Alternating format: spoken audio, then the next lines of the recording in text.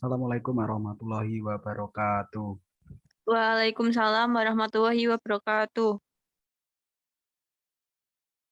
Saya Farhan Nur Mahdi dengan 14014212999 akan mempresentasikan tentang observasi pengusaha baru dan pengusaha sukses.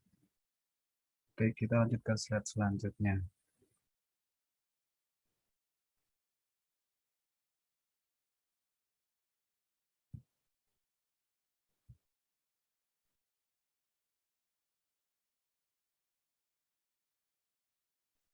Nah, yang saya wawancarai ini adalah Mas Nasim, penjual pancong lumer, umurnya masih 20 tahun dan masih kuliah di Universitas Semarang. Nah, pancong sendiri merupakan makanan khas Betawi terbuat dari campuran tepung beras, daun suji, kelapa parut, dan juga santan. Nah, pancong ini sendiri singkatan dari pantat dicongkel. Sebenarnya nama pancong ini berbeda-beda di setiap wilayah, seperti ada Pak, Bandros, dan lain-lain. Lalu cara beliau memulai usahanya yang pertama yaitu menentukan target pemasarannya, yang katanya yaitu bukan seorang sih, semua anak milenial katanya. Lalu yang kedua itu mencari ide usaha dari sosial media. Lalu mencari tempat yang bisa menjadi peluang. Nah, kebetulan beliau mencari tempat di yang ramai, yang banyak lalu lintang kendaraan. Lalu menyiapkan modal. Modalnya sendiri masnya dapat dari orang tuanya. Lalu merekrut karyawan. Lalu yang keenam yang paling penting yaitu meminta dukungan dari keluarga. Karena jika tidak diridhoi oleh keluarga, maka usahanya belum tentu akan berhasil. Lalu strategi pemasaran yang dia lakukan yaitu yang pertama menggunakan gerobak berwarna yang tentunya warnanya yaitu kuning yang lumayan mencolok agar semua orang bisa tertarik ataupun matanya itu bisa tertarik untuk melihat gerobak tersebut dan melihat apakah yang dijual. Lalu menjual di daerah yang ramai orang berlalu lalang. Nah, seperti tadi yang saya katakan, memang kita harus mencari tempat yang strategis juga dan tentunya dan di sana juga belum ada yang menjual pancong. Jadi memang cukup pas untuk menjual pancong di daerah Suratmo, Kalibanteng. Lalu rapi dan tertata. Yang dimaksud di sini masnya itu berpakaian rapi dan gerobaknya pun bahan-bahannya ditata rapi di dalam gerobak dan selalu memberikan pelayanan yang terbaik pada pelanggan. Lalu beliau juga mengiklankan produk di sosial media.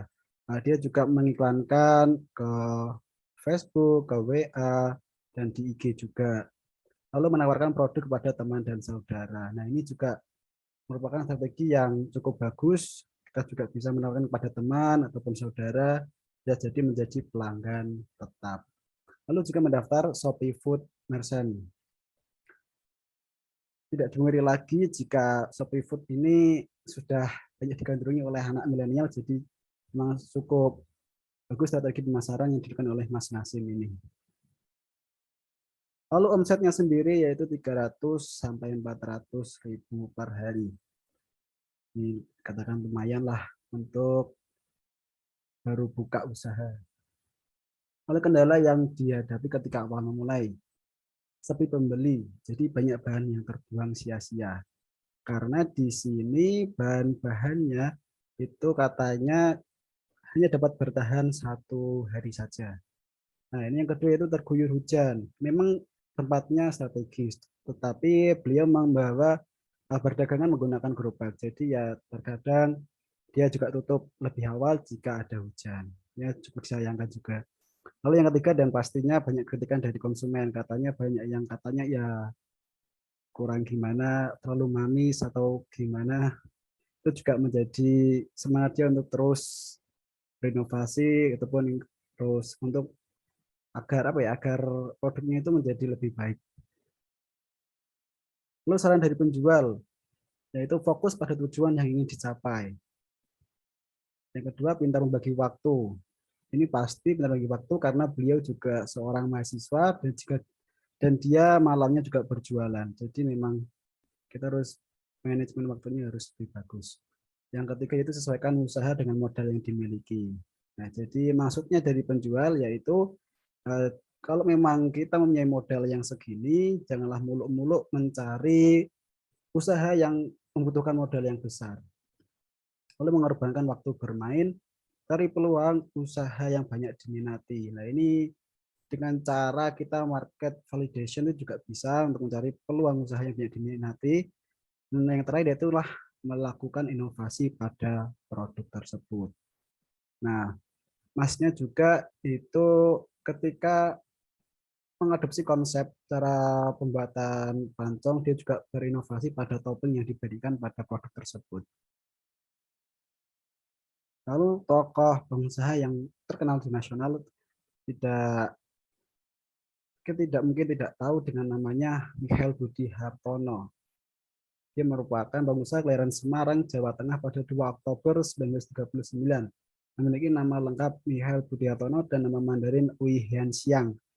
Michael Hartono merupakan pemilik perusahaan rokok kretek Indonesia PT Jarum. Nah, beliau ini Pak Michael Budi Hartono juga berbisnis dengan adiknya bernama Robert Budi Hartono. Nah, ketika awal memulai usaha, dia mengalami awal-awal yang cukup pahit, seperti pabriknya terbakar. Tak lama itu, ayah juga meninggal pada tahun 1963. Nah, karena hal tersebut membuat perusahaan tersebut menjadi hampir bangkrut. Perusahaan PT Jarum waktu itu sebenarnya bukanlah PT Jarum, namun MV Murub yang dibeli oleh ayahnya. Kemudian setelah meninggal diwariskan kepada dua anaknya, yaitu Bambang Hartono dan Budi Hartono. Lalu proses kebangkitan dari usahanya yaitu ketika ia memodernisasi peralatan. Lalu pengolahan tembakau dari Inggris dan Jerman Barat dan melakukan inovasi dan mengekspor ke beberapa negara. Lalu inovasi yang dilakukan oleh Pak Michael Bambang Hartono dan Robert Budi Hartono yaitu sigaret kretek mesin. Nah, di sini sebelumnya yang hanya menggunakan tangan, dia sekarang menggunakan mesin yang tentunya lebih efektif. Nah, hasil produknya dari mesin yang diciptakan yaitu Jarum Super, LA Light, Jarum Black, Jarum Meso. Dan ada sigaret kretek tangan yang hanya Jarum 76 dan Jarum 12.